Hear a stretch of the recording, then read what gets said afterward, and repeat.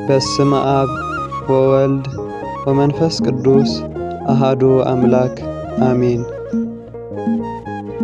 መድኃኔ ዓለም ኢየሱስ ክርስቶስ ኣብ 30 ዓመቱ ኣብ ማይ ዮርዳኖስ በእደ ዮሐንስ ተጠሚቑ 40 መዓልትን ለይትን ኣብ ገዳመ ቆሮንጦስ ድሕሪ ምጽዋም ምጽላዩ ናይ ምምሃር አገልግሎት እንትጅምር ኣቐዲሙ ዝገበሮ ነገር እንተሃለወ ቃሉ ተማሂሮም ሰሚዖም ተኣምራቱ ርእዮም ዳህሲሶም ኣብ ዓለም ዘይሮም ወንጌል ዝሰብኩ ደቀ መዛሙርት ምምራጽ ነበረ።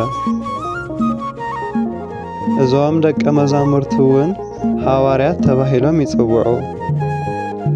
ሐዋርያ ዝብል ቃል ሆረ ካብ ዝብል ናይ ግእዝ ቃል ዝወፀ እንትኾን ትርጉሙ ዝተለኣኸ ከያዳይ ልኡኽ ማለት እዩ። ወንጌለ መንግሥት ድህነተ ዓለም ንመላእ ዓለም ክእውጁ ከበስሩ ተላኢኾም እዮም እሞ። ቅዱስ ማርቆስ ኣብ ወንጌሉ ከም ዝገለጾ ኣቐዲሙ ምስኡ ንኽነብሩ ምስ ዝጸውዖም እግዚአብሔር ንወዱ ዝገለጾ ድንቂ ስራሕ ኣምላኽ ሰብ ኮይኑ ዝገበሮ ተኣምራት ንዓለም ድሕነት ዝተገበረ ኩሉ ንኽምስክሩ ተመሪጾም እዮም እሞ። ቅድሚኡ ኣብ ብሉይ ኪዳን ካብ ሌዋውያን ዘርኢ ይወርድ ዝነበረ ናይ ብሉይ ኪዳን ስልጣነ ክህነት ከም ብሓድሽ ብምትካእ ንዕኦም ሃቦም። ንሳቶምን ጎይታና ከም ዘምሃሮምን ቃል ኪዳን ከም ዝኣተወሎምን ንተኸተልቶም እዚ ስልጣን ብኣንብሮተ እድ ብንፍሃትን ብምሻም ኣመሓላለፉ። ብወዱ ብኢየሱስ ክርስቶስ ደም ዝተመስረተት ቅድስቲ ቤተ ክርስቲያን ብስብከቶም ብዝሃቦም ስልጣን ብዝዓደሎም ጸጋን ሓልዮም ኣጽንሕዋ። ናይ መጀመርያ ቤተ ክርስቲያን ኣብ በዓል 50 ብቅዱስ ጴጥሮስ ስብከት ብ3,000 ምእመናን ኣብ ሃገረ ኢየሩሳሌም ኣብ 34 ዓመተ ምህረት ተመስረተት። ብድሕሪኡ ንዓለም ብዕጻ ተኸፋፊሎም ኣምሃሩ። ወንጌል ሰቢኾም ቤተ ክርስቲያን ሃነጹ። ኣምልኾ ጣዖት ኣጥፍኡ። ርኹሳት ኣጋንንቲ ኣሳደዱ። ብዕርፊ መስቀል ሓሪሶም ንጹህ ዘርኢ ወንጌል ዘሪኦም ብደሞም ሓተሙ። ንዘስተምህርዎ ህዝቢ ንእምነቱ መጠንከሪ ዝኾን መልእኽትታት ጽሓፉ። ስርዓት ቤተ ክርስቲያን ሰርዑ።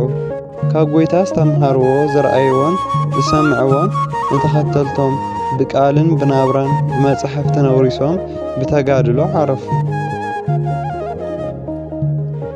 ጎይታና ንሐዋርያት ካብ ድኻታትን ካብ ሃፋትምን መረጸ። ቅዱስ ጴጥሮስ ዝመሰሉ ድኻ ዓሳ ጽመቲ እንትጽውዕ፣ ቅዱስ ማቴዎስ ዝመሰሉ ብቐረጽ ገንዘብ ዝኸበሩ ኣይገደፎምን። ኩሎም ኣብ ቅድሚ እግዚአብሔር ሓደ እዮም እሞ። ከምኡውን ኩሉ ዘለዎም ገዲፎም ተኸቲሎሞ እዮም እሞ። ጎይታና ካብ ዝተምሃሩን ዘይተምሃሩን ጸዊዑ እዩ። ዮሐንስን ያዕቆብን ጎይታ ዝጸውዖም ምስ ኣቦኦም ኮይኖም ዓሳ እንተጽምዱ እዩ። ካልእ ትምህርቲ እውን ኣይነበሮምን። ነገር ግን ኣይነዓቖምን። ምሁረ ኦሪት ዝነበረ ናትናኤል እውን ጸዊዕዎ እዩ። ኣይገደፎን። ናይቶም ቀናእቲ ኣይሁድ ወገን ብምዃን ኣብ ትሽዑ ዘመን ንሮማውያን ንምውፃእ ብውሽጢ ውሽጢ ኣብ ምድረ ፍልስጥኤም ዝግበር ዝነበረ ዓመፅ ተኻፋሊ ዝነበረ ስምዖን ካብቲ ግርግር ኣውፂኡ ናይ ሰላምን ጸጥታን ወደብ ናብ ዝኾነ ናብኡ ወሰዶ። ቤተ እስራኤል እንትምስረት 12 ኣቦታት እናተባህሉ ዝጽውዑ ካብ ያዕቆብ ኣብራኽ ብዝተኸፈሉ ናይቶም 12 ኣቦታት ስም ነበረ። ሕጂ እውን ናይ እስራኤል ዘነፍሲ ማሕበር ቤተ ክርስቲያን እንትምስረት እውን ብ12 ሐዋርያት ክትከውን ኣምላኽ ፈቐደ። ጎይታ ዝመረጾም 12 ሐዋርያት እዞም ዝስዕቡ እዮም።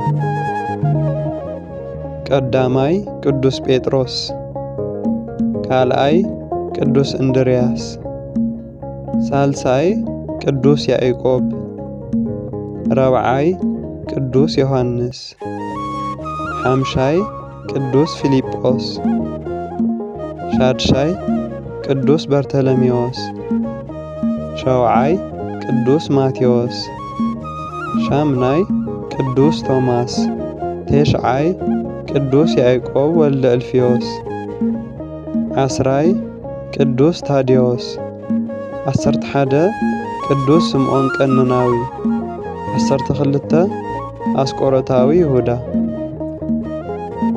ጎይታናን መድኃኒናን ኢየሱስ ክርስቶስ ኣብ ቂሳርያ ንሐዋርያት ንዕኡ መን ከም ዝብልዎ ኣብ ዝሓተቶም ጊዜ ቅዱስ ጴጥሮስ ንስኻ ወዲ ሕያው እግዚአብሔር ኢኻ ኢሉ መለሰሉ።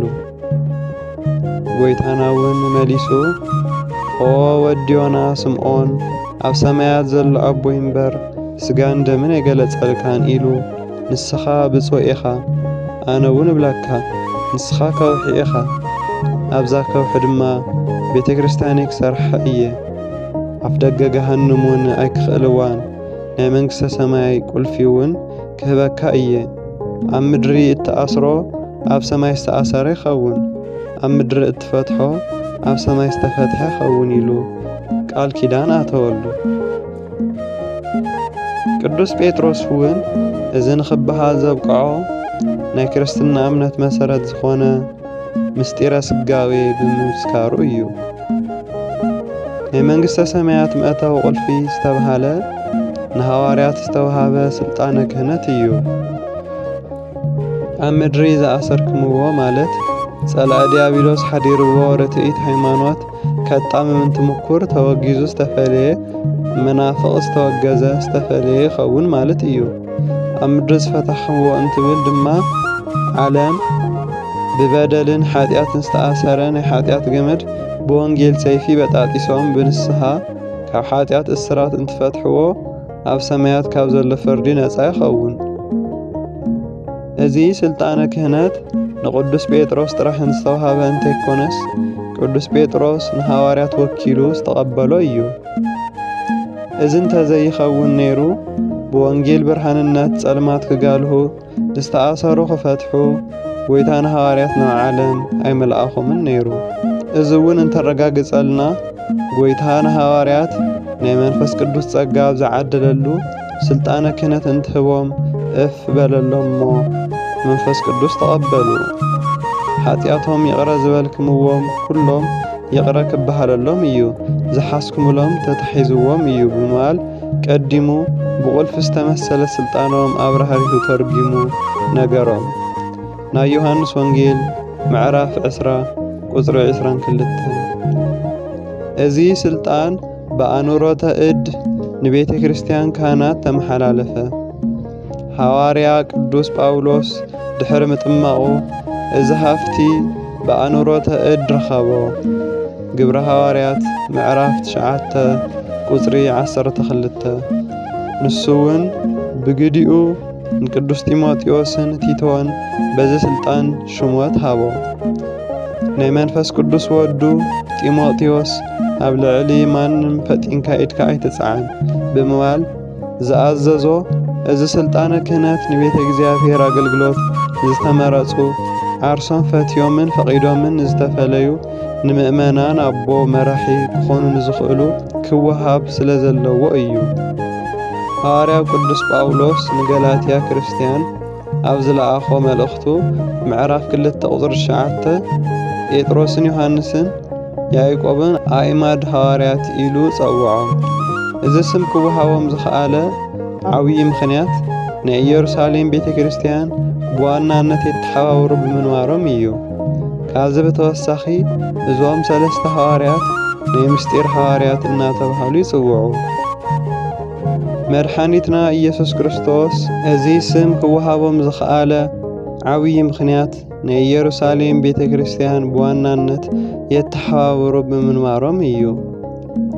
ካብዚ ብተወሳኺ እዞም 3 ሐዋርያት ናይ ምስጢር ሐዋርያት እናተባሃሉ ይጽውዑ።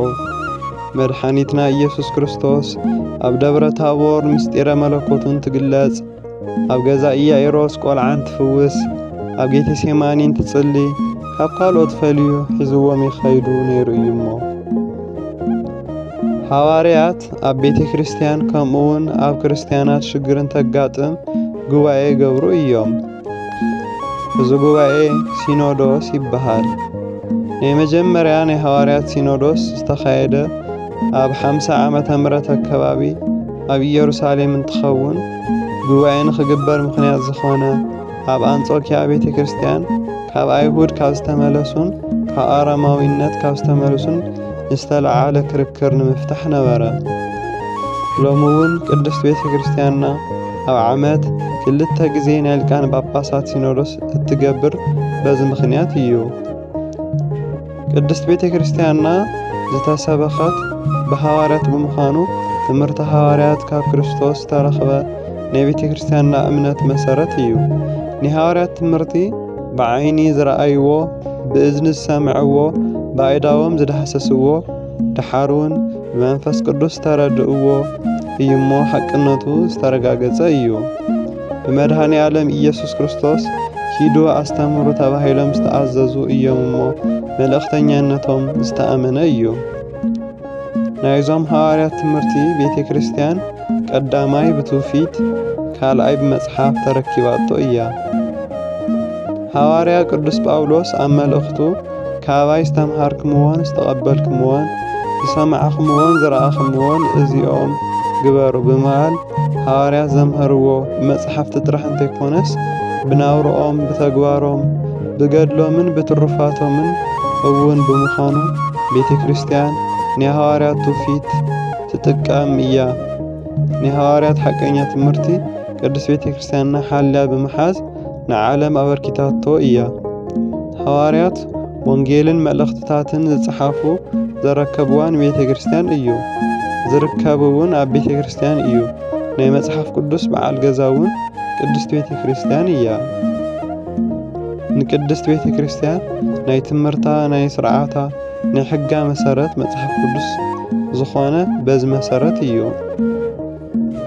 ኣምላከ ቅዱሳን ልዑል እግዚአብሔር ካብ ኣቦታትና ቅዱሳን ሃዋርያት ረድኤት በረከት የሳትፈና።